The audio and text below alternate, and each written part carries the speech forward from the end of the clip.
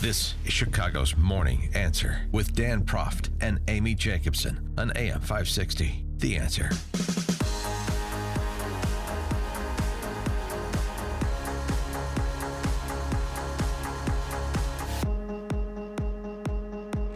Top of the morning, Dan and Amy, and the G20 this weekend. Some of those meetings, I don't know if they're going to happen. The meeting between President Trump and dictator Putin, for example.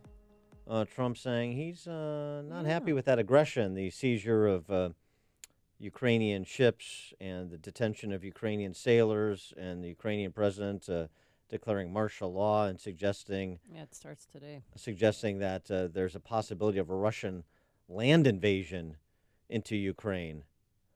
Yeah, I'd sit this one out if I were President Trump. And then, of course, all of the matters related to trade and the president's policy of tariffs with respect to China. There was a big meeting between President Trump and President Xi. And Larry Kudlow yesterday at the White House press telegraphed what's on the agenda there, if there's a deal to be had. Issues of intellectual property theft must be solved. Forced technology transfers must be solved. Significant tariffs and non-tariff barriers must be solved. Issues of ownership have to be solved. The President will probably reiterate his view. We want a world, ideally, of zero tariffs, zero non-tariff barriers, and zero subsidies. Well, that is a lot to solve over one rubber chicken dinner. For more on these topics and others, we're pleased to be joined by Danny Toma, who's a former Foreign Service officer, and he is the author of it, obviously for the State Department. He's the author of the book, America First, Understanding the Trump Doctrine. Danny, thanks for joining us. Appreciate it. Thank you for having me on. So, understanding the Trump doctrine, it was initially outlined, just to take a global perspective first before we get into specific inter-country relationships. Principled realism, that was the definition of Trump's foreign policy perspective. What does Trump's principled realism translate into for you?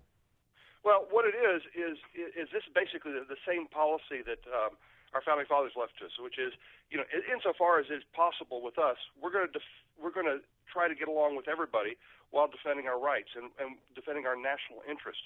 And that national interest, America First, consists of protecting our citizens' well-being, safety, security, and prosperity, and putting forth doctrines, putting forth policies that help to protect those things. And where an action overseas does not impact upon our citizens' safety, security, and prosperity, then we should stay involved and not get involved in abstract things like democracy promotion and nation building that don't have concrete ends, don't have measurable goals.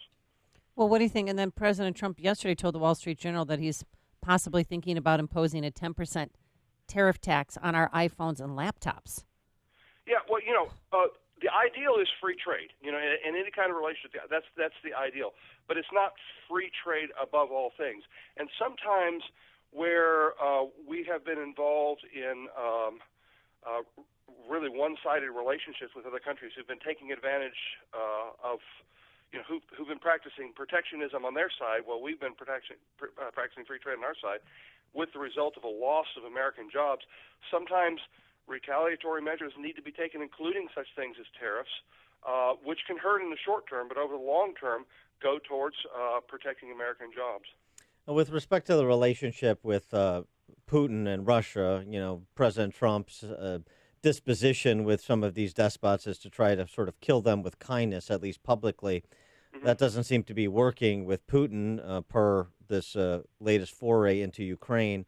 And so how would you advise President Trump to deal with or not to deal with Putin after what's happened in Ukraine? Yeah, I would advise him to stay the course. Obviously, it's what's going on in Ukraine is of great concern. But the thing that we have to pull ourselves away from the mindset that every single conflict in the world is a direct threat to the United States, or that we have to have a position on it or have to do something about it. Sure, we can signal our displeasure, but do we want to really put ourselves in a position where American lives and prosperity is at risk over a regional dispute on the opposite side of the world between, two countries that were, 25 years ago, so part of the same nation? That's something we need to keep an eye on. That's something we need to express concern in. Obviously, when the rule of law is not upheld, we can signal that. But I would advise them to stay the course because, we have an important relationship there with Russia, whether we like them or not. In my book, America First, there's a whole section on Russia because I think a lot of times with Russia, there's still a lot of leftover from the Cold War in terms of approaching that relationship on both sides. Yeah, like the And dictator in charge. He's a leftover from the Cold War. Oh, absolutely. And, I'm not saying that we have to make apologies for Putin or that we have to, support him at all costs or anything like that. But we need to address him in terms of those things that affect our national interests. It may sound cynical, but when we get involved in areas that do not directly affect American interests, there's reactions, there's results that don't necessarily work in our favor. Good example, Iraq. We were involved in a war in Afghanistan that was a direct result of the attacks upon us. So we were going after Al-Qaeda and their Taliban protectors, a righteous cause, and then all of a sudden we get distracted by Iraq and are not able to finish the job that we was set out before us in Afghanistan, where there was a direct threat against our homeland, and got involved even in Afghanistan in things like nation building and democracy promotion and all sorts of other things that maybe some of the people over there weren't interested in, and we're still there 17 years later. You can go back in our history with World War I, the unintended results of being involved over there, which brought victory to the Allies, but led to the growth of Soviet communism, led to World War II, led to the map of the modern Middle East. I cover all this in my book, America First, because these are the results of a policy that doesn't defend our national interests. It doesn't put America first. Well, do you think Putin is doing this to test President Trump before the G20 summit? I think Putin is doing this because Putin's putting Russia first. He sees this as his national interest. Whether that's a good idea or a bad idea from the standpoint of Russia, I don't really have a position on. Obviously, I don't think any nation should be aggressive with its neighbors. But I don't think it's always all about us.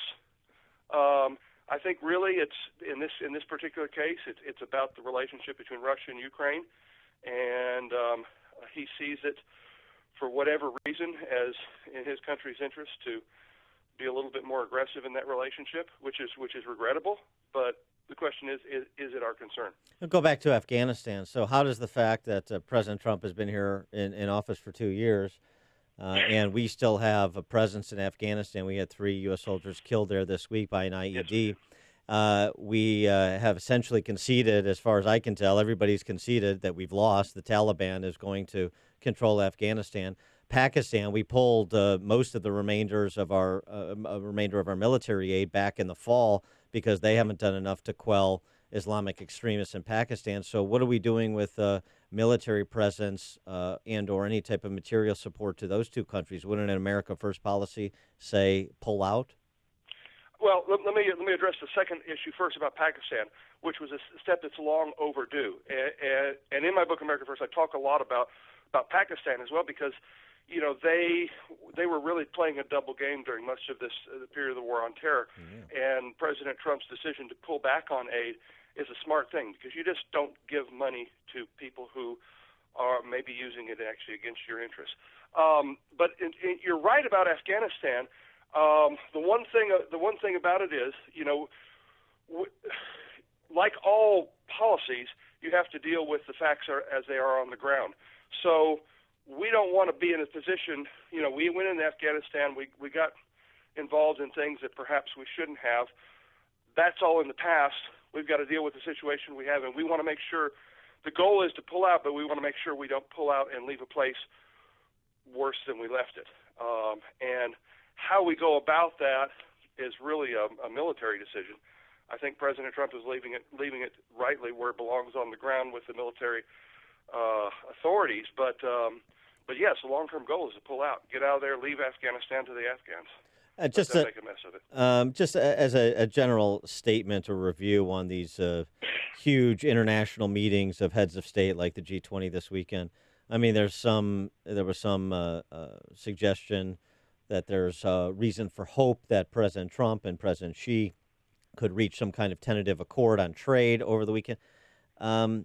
Complicated matters at these sort of photo op international meetings.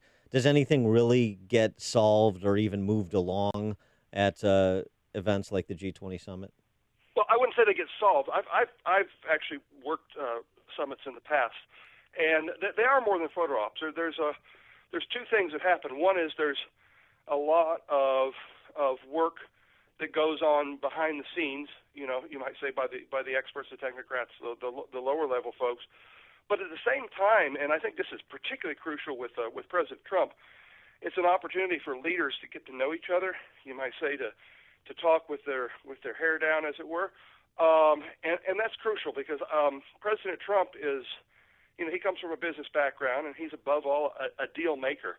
And I think that while we shouldn't be naive and think that he can go there and resolve everything over the weekend, I think that his one-on-one interaction with other world leaders can make an impression and can start us down the path to making a deal. He is Danny Toma, former Foreign Service officer, the author of the book America First: Understanding the Trump Doctrine. Danny, thanks for joining us. Good luck with the book. Thank you for having me on. Thank you. And he joined us on our turnkey.pro answer line.